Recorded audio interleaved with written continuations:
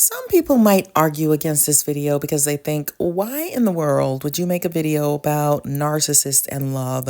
The two do not go together. It's like mixing oil and water. It just won't mesh. But there are narcissists who want to love. I've seen them. And these people probably are on the milder side in some ways of narcissism.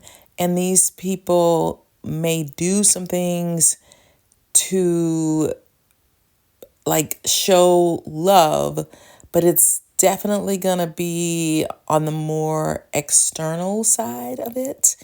I actually have seen this person who has something on his door that says lead with love. And then there's another person that I know who also has messages about love towards others or towards the people that she has to deal with on a daily basis. But there's something about both of these people that's narcissistic in their thinking and their approach. So it's kind of odd. Our narcissists who lead with love, think about it. If there's something that you're intrigued with, or someone that you're intrigued by, or a quality that you wish you had, but you just don't have it. Let's say you had dreams of being a pianist, but you just don't get it instrumentally, or you wish you could be a good singer and you can't match a note to the actual sound, or you wish you could be a millionaire, or you wish you had the trait of having good sense of directions and yet you don't have it, but you're fascinated by people who do have it. How would you act if you want to be good at directions and you suck at it?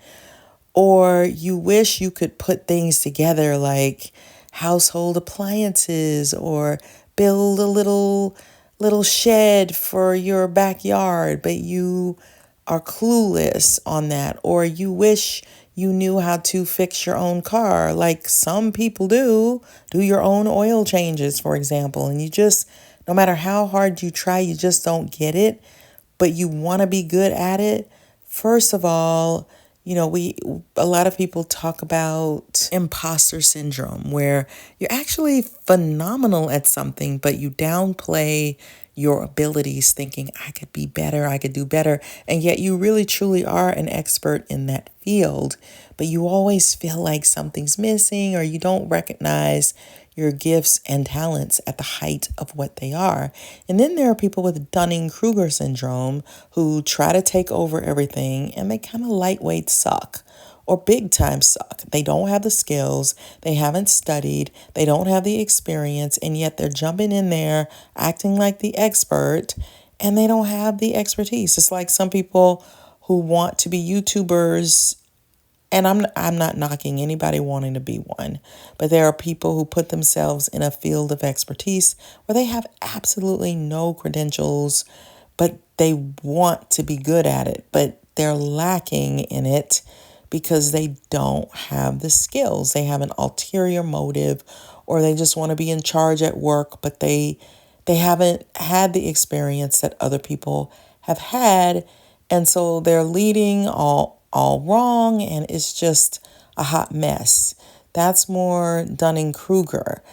Now, I wrote a book about narcissism called The Workplace NaRCISSiST, and these people, I don't think they have imposter syndrome or Dunning-Kruger effect, because they can be darn good at what they do. They can be very elite, driven, phenomenal. They rise to the top of organizations because of they drive harder than your average person, and they really do have skills for real. Like, you think narcissists are just purely these insecure people, and yet they can build empires. That's what my book is about. So I think the people that I'm talking about as far as leading with love, they will quote that. They will tell people, I love my students, or I love these kids, or I lead with love, or I believe in showing love to my students. And yet, when you look at how they talk to the students, like, you're stupid, you're an idiot, I told you to do that better, you dummy, basically, or something's wrong with all of you. It's like they're missing the boat.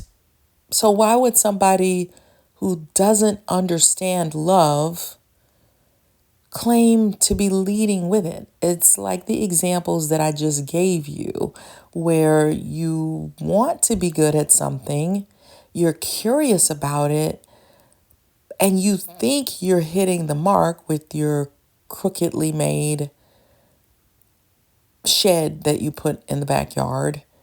You think, oh, you convince yourself that this is amazing, or you're not good at cooking, but you want to be. So you convince yourself that this weird concoction of flavors that you put together are quite delicious, even though deep inside, you know there's something funny about your tamales because you don't know how to make them. So that's kind of how it is with these folks who claim to lead with love, but they don't know internally what love feels like, so they miss the mark. And the people around them know that they're missing the mark, but they want it. And I think these would be your more high functioning narcissist. And then let's put on top of that a mild narcissist, where they're not the worst narcissists in the world, but they still got narcissism. So I don't know if I'm hitting the mark, because it's hard to explain something that you just don't have or you don't feel. Let's say you want to be in Mensa academically, but your brain just doesn't work that way. You want to be that brilliant, but you just can't quite get there. I'm imagining that must be how these narcissists who claim to lead with love, and yet you see the opposite. You walk by them, they smirk at you, they're rude, they don't speak, they yell at people, they talk down to people, they're very grandiose in what they do, but they think that they're leading with love. Should we knock that? Should we let them feel like they're leading with love if they are trying to get close to that, if they're trying to figure it out? Should you discourage that and be like, you don't know what you're doing? That's not love. What you're doing is external. It's not real to the core love. You are missing the boat. That's what these narcissists do. It's like, let me just say this. I believe that they want to love, that they desperately want to feel what everyone else is talking about, this compassion thing. But it didn't get imprinted early enough. There were too many things in the way. And so they don't have a real, true understanding of what that actually feels like. So they're doing a counterfeit of it. And I think they are sincerely doing a counterfeit of it, but it's not quite right. Does that make sense? So what is a mild narcissist? A mild narcissist typically exhibits some traits associated with narcissism, but does not display the extreme behaviors often associated with more severe forms of the condition. They might have a heightened sense of self-importance, a need for admiration, and may struggle with empathy to some extent. However, these traits are generally less pronounced and don't significantly impair their relationships or functioning in daily life. People with mild narcissistic tendencies may often come across as confident and self-assured, but they can also be sensitive to criticism and may react defensively when their self-image is challenged. So what about the type of narcissist who wants to love but misses the mark? This type of narcissist often desires connection and love, but struggles to form genuine relationships due to their self-centered tendencies and lack of emotional awareness. They may genuinely want to care for their partners, but they often miss the mark because their focus tends to be on their own needs and validation rather than truly understanding and empathizing with their partner's feelings. When they attempt to express love, it may come off as superficial or insincere. They may struggle with vulnerability, often fearing that showing true emotion or weakness could threaten their self-image. As a result, their relationships can become transactional, where they seek admiration and affirmation rather than deep emotional bonds.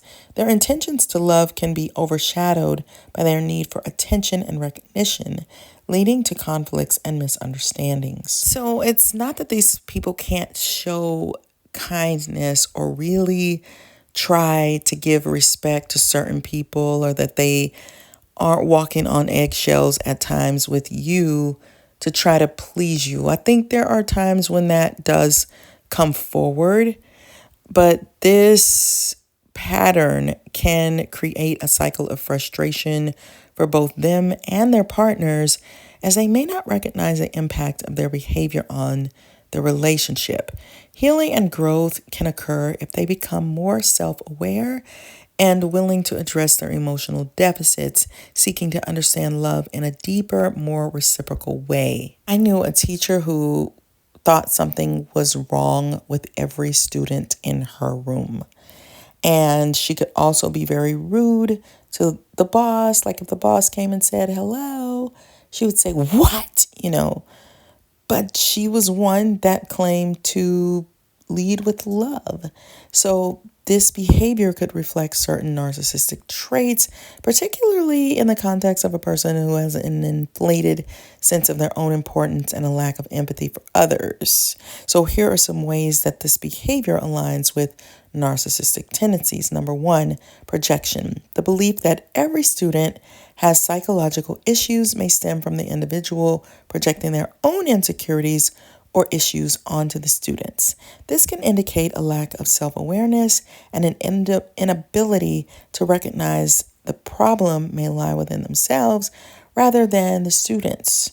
And number two, the need for control. Wanting services for all students and becoming frustrated with parents can suggest a desire for control over the situation. This need can stem from a belief that they know what is best, often disregarding the perspectives and concerns of others. Three, lack of empathy. The rude response to a boss and the superficial expression of love for students suggests a disconnect between what they claim to value and how they actually behave. This inconsistency can indicate a lack of genuine empathy and understanding of how their actions affect others. Four, attention seeking. By believing that every student requires a special attention, the individual may be seeking to position themselves as a savior or expert, drawing attention to their own role rather than focusing on the student's actual needs. Five, defensiveness and disregard for feedback. The rude response to authority figures may indicate a defensive attitude. Instead of being open to constructive criticism or feedback, they may react negatively, which is a common trait in narcissistic individuals who feel threatened. So, another case is someone I know who makes grand gestures to help others, to help kids in need, to help communities. But there's an arrogance that goes along with that. There can be a rudeness, a confrontation, a sensitivity that's unwarranted, where he goes off on people and he doesn't care if it's a kid that he feels has slighted him or insulted him. And then he can go ballistic, but he's doing all these things and he says he leads with love. So This type of person that I describe, it paints a picture of someone who exhibits a complex blend of narcissistic traits along with a facade of altruism. So, some key aspects of how this behavior aligns with narcissism. Number one, grandiosity. The individual's tendency to brag about their achievements and connect with wealthy and influential people demonstrates a sense of superiority. They may use these connections to enhance their self image and seek validation from others, emphasizing their own importance. Two, performative altruism. While they may engage in acts of kindness, these actions can often be more about self promotion than genuine compassion. Their desire for accolades and recognition can overshadow the true intention of helping others, suggesting that their altruism is more performative. Three, arrogance and superiority. The verbal attacks on authority figures when they don't get their way reflects a lack of respect for others, especially those in positions of power. This can indicate a belief that they are above others, which is a hallmark of narcissistic behavior. Four, suspicion of others.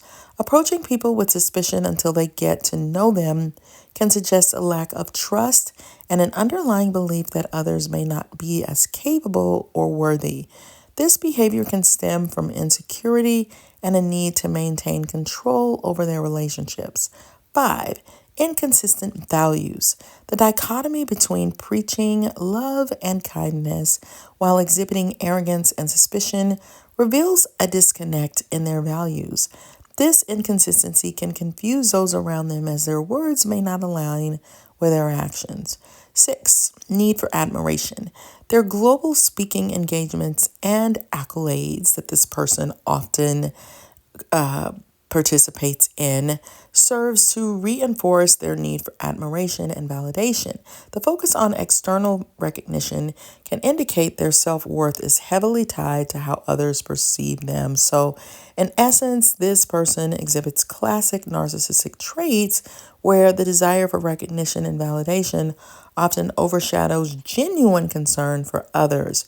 Their grandiose actions may serve to enhance their self-image while masking deeper insecurities and a lack of authentic connection with those around them. So let me know if you think there are some narcissists who truly want to love.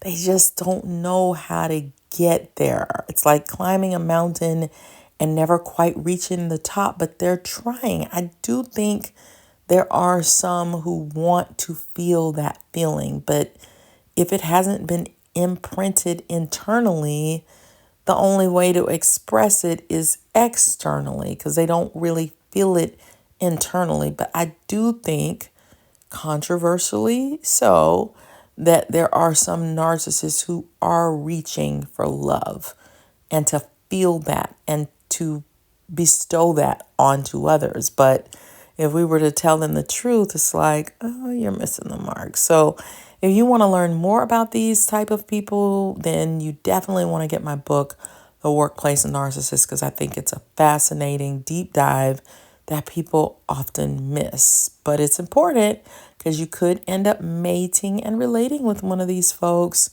And speaking of mating and relating, if you're having struggles in your relationships, check out my book, Flip the Script on Love. I think it will help you.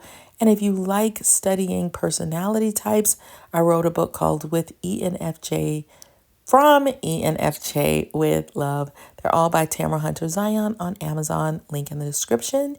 And thanks for watching, you guys. And I hope to see you on the next one. Like and subscribe. Bye.